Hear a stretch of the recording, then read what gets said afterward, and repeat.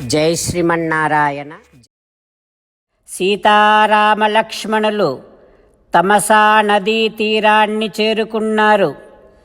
అక్కడ కాసేపు విశ్రాంతి తీసుకుంటూ శ్రీరామచంద్రుడు సీతమ్మని చూసి ఆ తర్వాత లక్ష్మణస్వామితో ఇలా అంటూ ఉన్నాడు. లక్ష్మణ, ఇయం ఆద్య నిశాపూర్వా, మన వనవాసములో ఇదే మనకి మొట్టమొదటి రాత్రి. ఇక ఈ రాత్రి గడిచిపోయినట్టే అనుకో. ఇలాగే ఉంటుంది 14 ఏండ్ల వనవాసము కూడా అని సీతమ్మ వినేటట్టుగా లక్ష్మణుడితో శ్రీరామచంద్రుడు అంటూ ఆ రాత్రి అంతా కూడా అక్కడే బస చేయటం కోసమని నిర్ణయం చేసుకున్నారు. రామచంద్రుడు ఒక్కసారిగా అయోధ్యలో ఉండేటటువంటి పురజనులందరినీ కూడా జ్ఞాపకం చేసుకుంటూ, లక్ష్మణ, అయోధ్యలో అందరూ ఎంతగా దుఃఖిస్తున్నారో కదా. అయోధ్యలో ఉండేటటువంటి వారందరికీ కూడా మనమంటే చాలా ఇష్టము.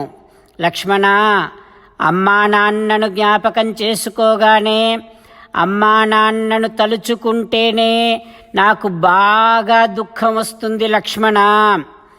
వాళ్ళు ఇద్దరూ కూడా ఏడ్చి ఏడ్చి ఏమైపోతారో అని భయంగా ఉంది లక్ష్మణ. భరతుడు వస్తే, భరతుడు అయోధ్యకు చేరుకున్న తర్వాత తప్పనిసరిగా అమ్మా నాన్నను ఓదార్చి చాలా బాగా చూసుకుంటాడు. భరతుడు చాలా మంచివాడు కనుక భరతుడు వస్తే అదొక రకమైనటువంటి ఉపశమనము కలుగుతుంది నాకు కూడా అని రామచంద్రుడు లక్ష్మణుడితో అంటూ, లక్ష్మణ, నువ్వు కూడా నాతో రావటం చాలా సంతోషంగా ఉంది లక్ష్మణ. అయితే ఈ పూట ఇక్కడే ఉందాం. ఈ పూట నేను ఉపవాసం చేస్తా. నేను మంచినీళ్ళు మాత్రమే త్రాగి ఉపవసిస్తా. ఎందుకంటే మన వనవాసములో ప్రారంభ దినము కనుక, అందులోనూ పవిత్రమైనటువంటి తమసా నదీ తీరములో మనం ఉంటున్నాం కనుక ఈ పూట నేను ఉపవాసం చేస్తా. ఈ చుట్టుప్రక్కల చాలా పండ్లు దుంపలు అన్నీ లభిస్తూ ఉన్నప్పటికీ నేను ఏమీ తినకుండా ఉపవసిస్తా అని రాముడు లక్ష్మణుడితో అనగానే, ఆ తర్వాత సుమంత్రుడు ఆ గుర్రాలన్నీ తీసుకొని వచ్చి చక్కగా కట్టేశాడు.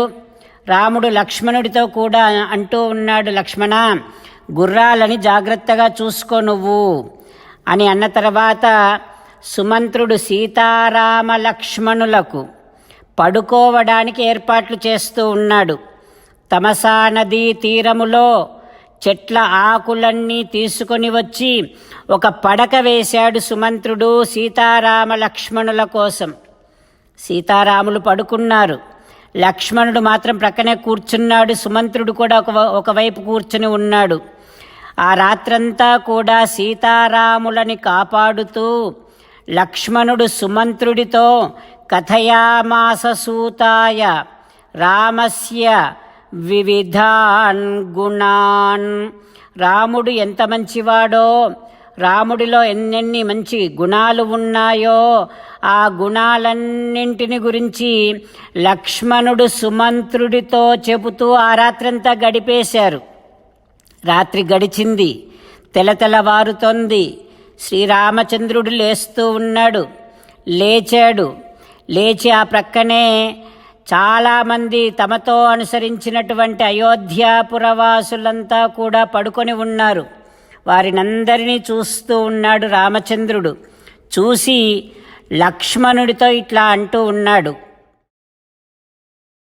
సీతారామచంద్రులను మనసారా ధ్యానము చేస్తూ పరమదయాలువు పరమశివుడు చెప్పిన పరమపావన రామనామాన్ని చెబుతూ మనము రామనామ గానము చేస్తూ ఉంటే అదిగో సీతారామచంద్రులు, పార్వతీ పరమేశ్వరులు, ఆంజనేయస్వామి, సకల దేవతలు, పితృదేవతలు, మహర్షులు, ఆచార్యులు, భాగవతోత్తములు అందరూ మనని చూసి ఆనందముతో అనుగ్రహిస్తున్నటువంటి దృశ్యాన్ని భావన చేస్తూ నోరారా రామనామగానము చేద్దాం. రామ రామ దశరథ రామ, రామ రామ దశరథ రామ, హే హే రాజా రామ, హే హే రాజా రామ, హే హే సీతారామ, హే హే సీతారామ. జై శ్రీమన్నారాయణ. భక్తులకు ప్రత్యేకమైనటువంటి విజ్ఞాపన. మీకు అన్ని విషయాలలో వెంటనే మంచి ఫలితాలు రావాలి అనంటే ప్రతిరోజు 1 నిమిషం వెచ్చించి నారాయణాస్త్రాన్ని చదవండి. ఇక మీకు తిరిగే ఉండదు. నారాయణాస్త్రాన్ని పొందడానికి మీరేం చేయాలంటే నారాయణాస్త్రం అనే వెబ్సైట్కి వెళ్ళి మీ పేరు, మీ ఈమెయిల్ ఇస్తే మీ ఈమెయిల్కి నారాయణాస్త్రం PDF వస్తుంది. అందులో ఒక రామాయణ శ్లోకం, ఒక గీతా శ్లోకం, ఒక విష్ణునామం ఉంటాయి. ఆ మూడింటిని కలిపి నారాయణాస్త్రం అంటాం. ప్రతి ఒక్కరికి వేరువేరు శ్లోకాలను ఇస్తున్నాం. ఆ రకంగా ఎవరి శ్లోకాన్ని వారు ప్రతిరోజు తప్పనిసరిగా చదవటం వలన ప్రతిరోజు ప్రతి 24,000 భక్తులతో ఒకసారి సంపూర్ణ రామాయణ పారాయణ, 33 సార్లు శ్రీమద్ భగవద్గీత పారాయణ, 24 సార్లు శ్రీ విష్ణు సహస్రనామ స్తోత్ర పారాయణ జరుగుతుంది. ప్రతి ఒక్కరికి అంతటి విశేష ఫలితము ప్రతిరోజు లభిస్తుంది. అందుకని మీరు, మీ కుటుంబ సభ్యులు అందరూ ఒక్కొక్కరు ఒక్కొక్క నారాయణాస్త్రాన్ని వెంటనే పొందండి.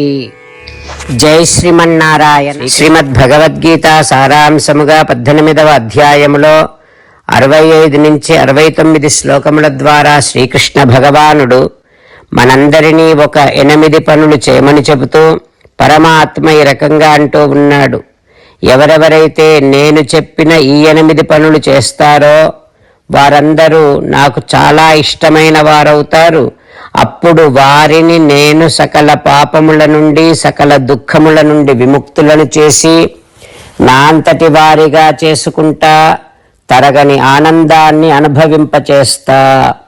నిజమే చెబుతున్నా, ప్రమాణము చేసి చెబుతున్నా అంటూ సాక్షాత్తుగా దేవదేవుడైన శ్రీమన్నారాయణుడైన శ్రీకృష్ణ భగవానుడే మనను ఈ 8 పనులు చేయమని చెబుతూ ఉన్నాడు కనుక, హో శ్రీమన్నారాయణ, కరిష్యే వచనం తవ, తప్పకుండా చేస్తా, నువ్వు చెప్పినట్టే చేస్తా అంటూ మనం ప్రతిరోజు దేవదేవుడైన శ్రీమన్నారాయణుడికి ఈ రకంగా మాట ఇద్దాం. హో శ్రీమన్నారాయణ, నువ్వు చెప్పినట్టే నేను నిన్నే సంతతము ధ్యానము చేస్తూ ఉంటా. హో శ్రీమన్నారాయణ, నువ్వు చెప్పినట్టే నేను నీ భక్తుడిగానే ఉంటా. హో శ్రీమన్నారాయణ, నువ్వు చెయ్యమన్నట్టే నేను నా విధులను, కర్తవ్యాలను నీ సేవగా, నీ తృప్తి కోసమనే సక్రమంగా నిర్వర్తిస్తూ ఉంటా. హో శ్రీమన్నారాయణ, నువ్వు చెప్పినట్టే నేను నీవాడిని అనే మహావిశ్వాసాన్ని సంతతము కలిగి ఉంటూ నా హృదయములో నీకే నమస్కరిస్తూ ఉంటా. హో శ్రీమన్నారాయణ, మామేకం శరణం వ్రజ, నన్నొక్కడిని మాత్రమే శరణు వేడుకో అని నువ్వే అన్నావు కనుక నేను నిన్ను ఒక్కడిని మాత్రమే శరణు వేడుకుంటా. హో శ్రీమన్నారాయణ, మా శుచః, ఇక దుఃఖించకు అని నువ్వే నాకు భరోసా ఇస్తూ ఉన్నావు కనుక నేను ఇక దుఃఖించను. హో శ్రీమన్నారాయణ, నువ్వు చెప్పినట్టే నువ్వు నా కోసమని చెప్పిన శ్రీమద్భగవద్గీతను ఎప్పుడో ఒక్కసారి కాకుండా ప్రతిరోజు కనీసము 1 శ్లోకాన్నైనా అనుసంధానము చేస్తూ గీతోపదేశాన్ని జ్ఞాపకం చేసుకుంటూ ఉంటా.